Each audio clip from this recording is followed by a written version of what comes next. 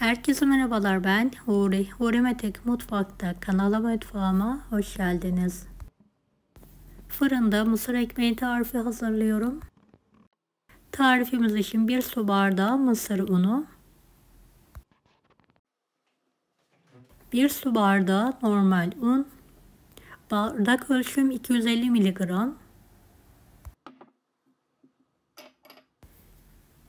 2 tatlı kaşığı toz şeker, 1 tatlı kaşığı tuz, yarım paket kabartma tozu. Tüm kurulları karıştıralım.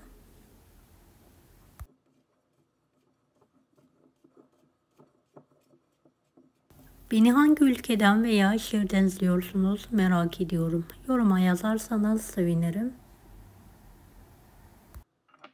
1 adet tam yumurta, 1 çay bardağı sıvı yağ, 1 su bardağı ayran,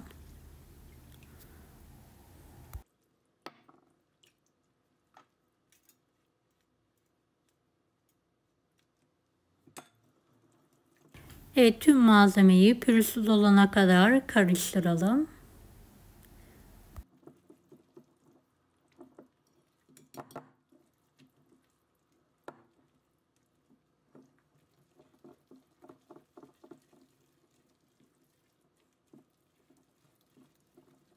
Evet, gördüğünüz gibi kıvamı koyu olmalı. Bu aşamadan sonra elimle yoğurarak toparlıyorum.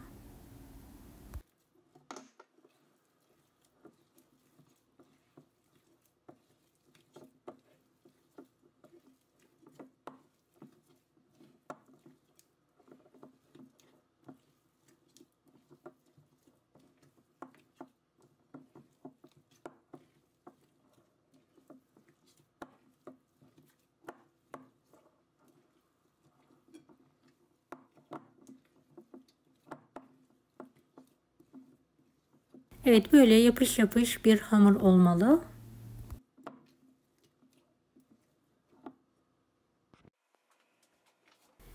Evet, kıvamı tam bu şekilde.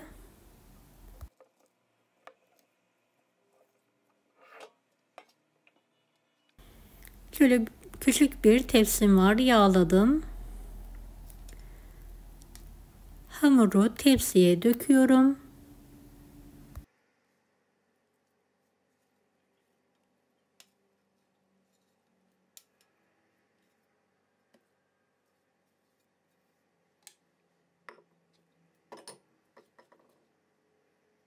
Spatula yardımıyla düzeltiyorum.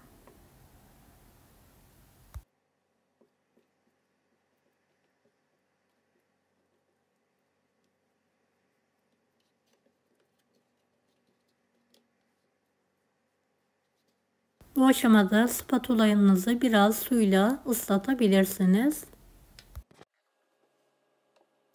Şöyle hamur kartıyla da kare dilimler halinde kesiyorum.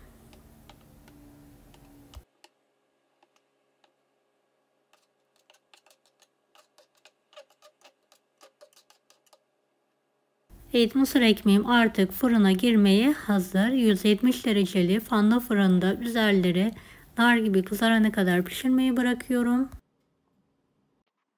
Evet, kızaran ekmeğimi fırından çıkartıyorum. Soğukken dilimlemenizi tavsiye ederim. Benim vaktim olmadığı için şöyle sıcakken dilimleri keserek sizlere yakından göstermek istiyorum. Gerçekten muhteşem oldu. Mutlaka deneyin. Deneyecek olan herkese şimdiden kolaylıklar dilerim. Allah'a emanet olun.